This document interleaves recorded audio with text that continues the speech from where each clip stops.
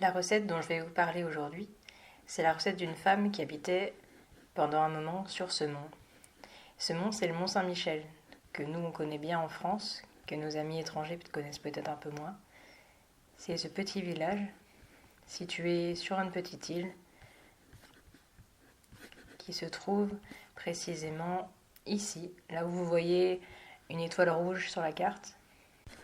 C'est précisément au point de rencontre entre la Bretagne et la Normandie. Les deux régions se disputent la propriété de ce mont. En tous les cas, ce mont a été construit, comme vous pouvez le voir sur ces photos. Aujourd'hui, il y a un petit village avec des remparts, et puis tout en haut, comme vous le voyez, il y a une abbaye. Une abbaye originellement occupée par les moines dominicains.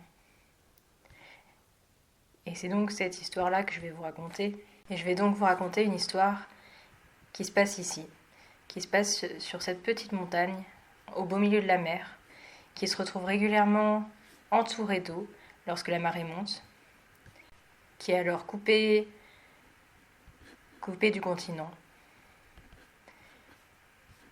Alors pour tout vous dire, je vais commencer par vous raconter d'où vient ce monde, d'où vient cette abbaye, avant d'en arriver à la recette et avant d'expliquer plus tard comment est arrivée la femme qui a fait cette recette. Comme vous voyez sur ce mont, il y a une abbaye tout en haut. Une jolie abbaye, une magnifique abbaye, très grande. Alors je dois commencer par vous raconter d'où elle vient. D'où est venue l'idée de construire une abbaye tout en haut d'un petit mont au beau milieu de la mer. D'après la légende, ça c'est une légende qui remonte environ au Xe siècle, Saint Aubert aurait rêvé et il aurait vu une apparition de l'ange Michel, Saint Michel. Et l'archange Saint Michel lui aurait ordonné de construire une abbaye à sa grandeur. Il aurait reçu le songe plusieurs fois et il se serait alors décidé à construire cette abbaye. D'après la légende, ça se serait passé en 708. Et c'est ainsi que petit à petit, l'abbaye va être construite. Donc, les constructeurs vont ramener des pierres du continent, qui n'étaient donc pas sur l'île, et petit à petit les transporter par bateau, par voie terrestre, lorsque la mer était reculée. Ils vont les transporter pour construire l'abbaye, qui va être édifiée au Moyen-Âge et qui sera reconstruite plusieurs fois parce qu'elle va être détruite à plusieurs occasions. Donc cette abbaye, elle a été édifiée, elle a été occupée donc par les moines dominicains pendant plusieurs siècles. C'est notamment un lieu de travail de moines copistes qui, comme c'était souvent le cas au Moyen-Âge, comme ils étaient lettrés, ils avaient un travail de copie de manuscrits. Et comme vous pouvez le voir par exemple sur ce joli manuscrit, c'est un livre d'heures qui a appartenu au duc de Berry et qui représente déjà à l'époque, donc ce manuscrit date environ du XIIe siècle, et il représente déjà le mont Saint-Michel, comme vous pouvez le voir sur la page de droite, qui était déjà honoré à cette époque-là. Le mont Saint-Michel était réputé pour faire des miracles, donc beaucoup de personnes s'y rendaient en pèlerinage. Ça, durant tout le long du Moyen-Âge et de l'Ancien Régime. Il faut savoir que tous les rois s'y sont rendus. Tous les rois de France, à l'exception de Louis XIV, qui était peut-être trop occupé, et de Louis XVI, qui a été trop occupé aussi, mais d'une autre manière.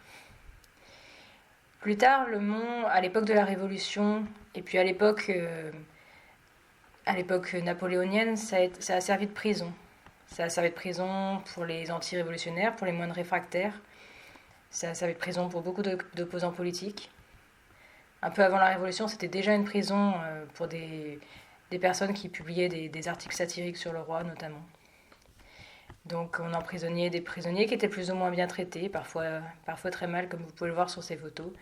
On les torturait dans des cages peut-être minuscules parfois. Mais enfin, c'était pas toujours le cas. Dans certains cas, les prisonniers politiques étaient mieux traités.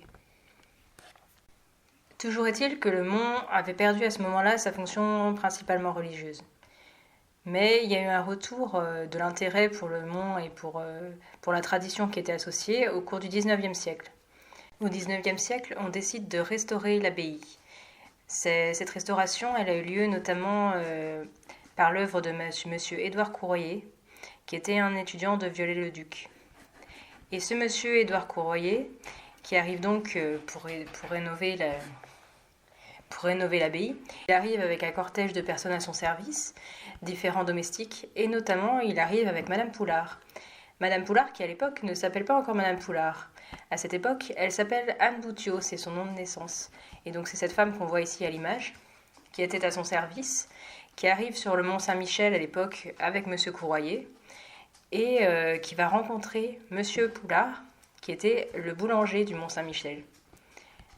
Et c'est ainsi qu'ils vont se marier et qu'elle va devenir cuisinière.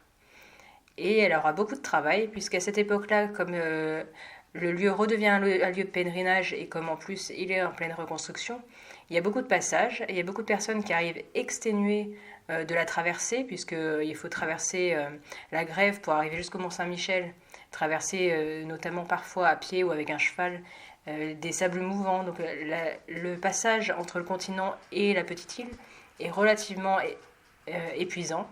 Donc les pèlerins arrivent très fatigués, tard, et c'est ainsi que Madame Poulard se retrouve à devoir nourrir toute une flopée de personnes exténuées qui arrivent dans son restaurant.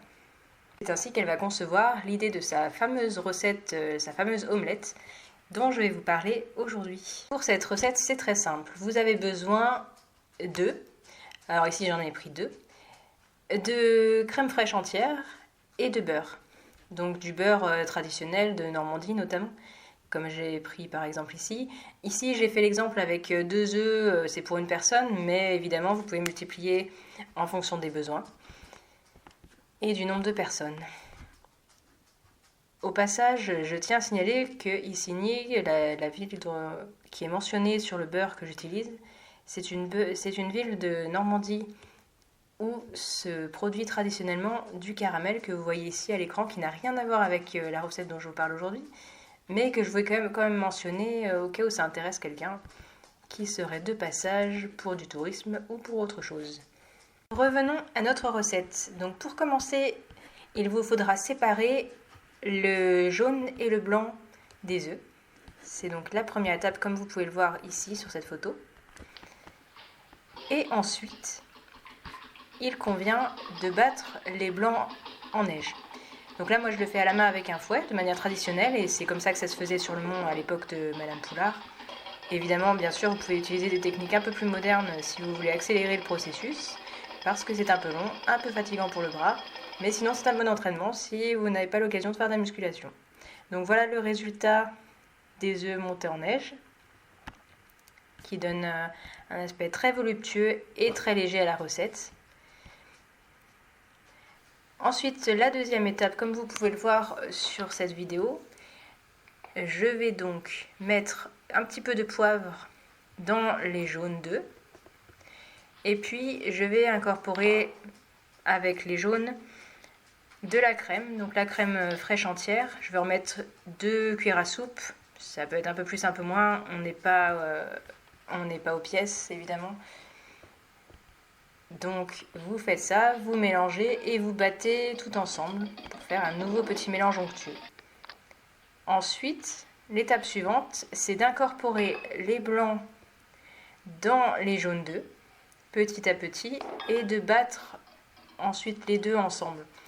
Donc il faut battre les deux ensemble, une fois que vous avez tout mélangé, au minimum 5 minutes. C'est important pour que la pâte soit bien aérée. Enfin, quand je dis la pâte, les œufs, il faut qu'ils soient bien aérés. Et c'est ce qui est la spécificité de cette omelette. Donc voilà, il faut battre 5 minutes. Gardez votre courage. Ça se fait très bien, même si c'est un peu fatigant. Donc ensuite, vous mettez le beurre dans la poêle. Vous mettez le beurre sur feu vif pour qu'il fonde. Et puis, vous allez donc faire cuire directement sur la poêle les œufs ainsi battus. Donc voilà, on met tout dans la poêle. Voilà. Et voilà, et on fait cuire sur feu vif. Donc ça va dorer, vous allez le voir sur les côtés. Vous pouvez faire passer un peu d'air pour éviter que ça brûle, voir à quel moment la galette se forme. Au bout d'un moment, ça va se solidifier en dessous, mais c'est normal que ça reste toujours un peu plus onctueux au-dessus. Et puis quand c'est prêt, vous la versez, elle est prête à manger. Donc il faut traditionnellement la présenter de manière repliée, c'est-à-dire que vous versez un peu et ensuite vous repliez au-dessus pour que la partie dorée apparaisse sur le dessus. Comme ceci. Donc moi je l'ai fait un peu trop chauffer, mais globalement c'est ça. Et voilà l'image du résultat par un professionnel. Bon appétit!